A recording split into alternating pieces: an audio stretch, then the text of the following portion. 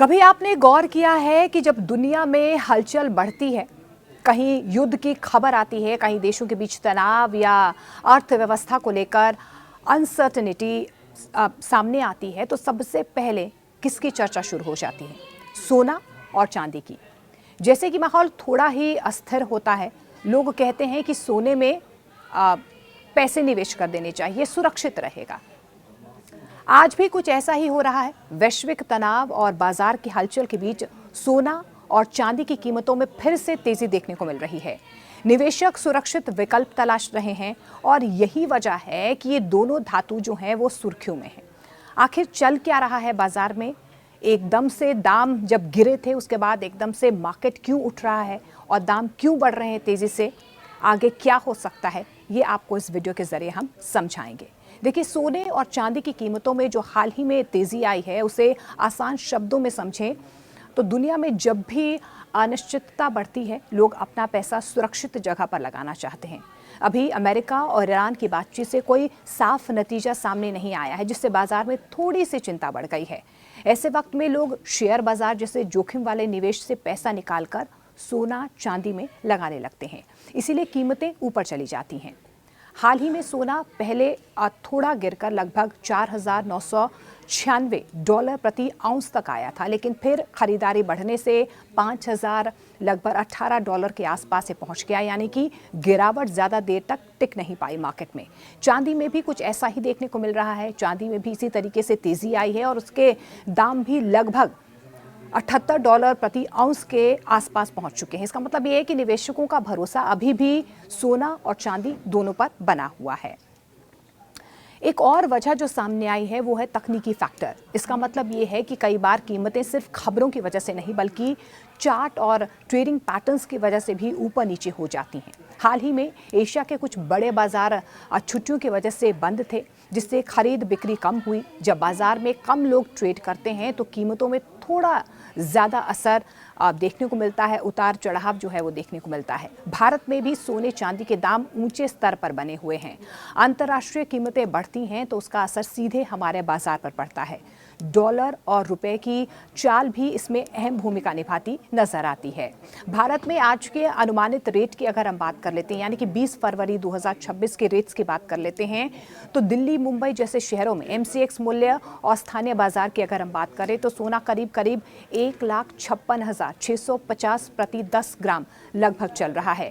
चांदी की बात कर लेते हैं तो करीब 2,70,100 प्रति किलोग्राम लगभग इसके आसपास जो है रेट वो चल रहा है, लेकिन अलग अलग शहरों में थोड़ा अंतर संभव है। यानी कि हाल फिलहाल दोनों सोना और चांदी उच्च स्तर के पास कारोबार कर रहे हैं, जो दर्शाता है कि निवेशक अभी भी उन्हें सुरक्षित निवेश मान रहे हैं। अब आपके मन में ये सवाल होगा कि आगे क्या हो सकता है? अगर दुनिया में तनाव बना रहता है तो सोना और चांदी क्या ऊपर जाएंगे? और क्योंकि हमने देखा कि एकाएक बाजार में सोने और चांदी की कीमतों में गिरावट आई, लेकिन अब जो है धीरे धीरे एक बार फिर से जो भाव हैं सोने और चांदी के वो बढ़ने शुरू हो गए हैं। लेकिन अगर हालात सुधरते हैं और शेयर बाजार मजबूत होता है तो इनकी कीमतों में थोड़ी गिरावट भी आ सकती है। खासतौर पर चांदी की अगर हम बात कर लेते हैं, चांदी में उतार चढ़ाव ज़्यादा रहता है क्योंकि उसकी औद्योगिकी मांग बहुत ज़्यादा मायने भी रखती है। निवेश की बात करें तो एक साथ सारा पैसा लगाने के बजाय थोड़ा थोड़ा करके निवेश करना बेहतर रहेगा। इससे अगर कीमत गिरती भी है तो नुकसान आपको कम होगा।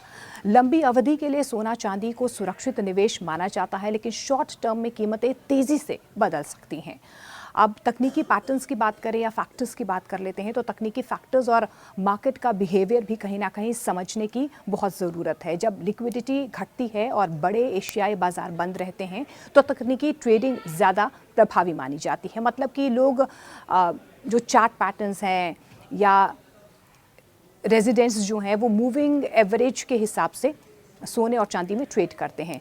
कई ग्लोबल फोरकास्ट जो एजेंसीज़ हैं या जो ग्लोबल ट्रेडिंग मार्केट्स हैं वो ये कहती हैं कि 2026 के अंत तक सोना लगभग 6,100 से $6,700 आउंस तक पहुंच सकता है। वहीं चांदी की अगर हम बात कर लेते हैं तो 175 से 220 आउंस की ओर चांदी की कीमतें जा सकती हैं। इसका मतलब ये है कि दोनों धातु यानी कि सोने और चांदी इस साल लंबे समय में मजबूत ट्रेड करते हुए नजर आ रहे हैं, खास तौर पर अगर जियोपॉलिटिकल अनिश्चितता अनसर्टेनिटी बढ़ती है।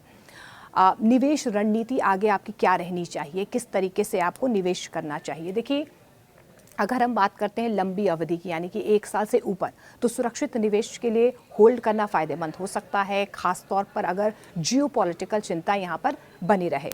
मध्यम अवधि यानी कि 3 से 6 महीने के लिए अगर आप सोच रहे हैं, तो तकनीकी कंसोलिडेशन के दौरान जो स्टैगर्ड एंट्री या स्टैगर्ड बाइंग है, उस पर आप थोड़ा विचार कर सकते हैं। ये कीमतें औसत को थोड़ा सा और बेहतर बनाती हुई मार्केट में नज़र आती हैं। शॉर्ट टर्म ट्रेडिंग की अगर हम बात कर लेते हैं, तो वॉलेटिलिटी एक बहुत बड़ा फैक्टर जो है कहीं ना कहीं यहाँ पर निकल कर आता है।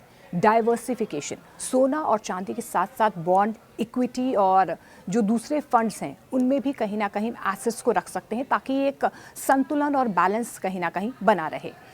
अब सोना और चांदी देखिए, जनवरी और फरवरी 2026 में अचानक से एक्टिव हो गए हैं। जियोपॉलिटिकल अनिश्चितता, टेक्निकल ट्रेडिंग ने इस बढ़त को सपोर्ट भी किया है और ये नज़र भी आ रहा है मार्केट में। दोनों धातु यानी कि सोना और चांदी सुरक्षित निवेश के रूप में मजबूती पर बने हुए हैं, यानी कि आप इन्हें सुरक्षित निवेश के तौर पर देख सकते हैं। 2026 के अंत तक महत्वपूर्ण ऊपर के दिशा की संभावना जताई जा रही है, जो मार्केट एक्सपर्ट्स कह रहे हैं, लेकिन वॉलेटिलिटी रहेगी, यानी कि एक अनसर्टेनिटी रहेगी। आपको बैलेंस ज़रूर रखना होगा। कुल मिलाकर अभी की तेज़ी डर और अनिश्चितता की वजह से है। आने वाले महीनों में कीमतों की दिशा इस बात पर भी निर्भर करेगी कि दुनिया की राजनीतिक और आर्थिक स्थिति कैसी रहती है।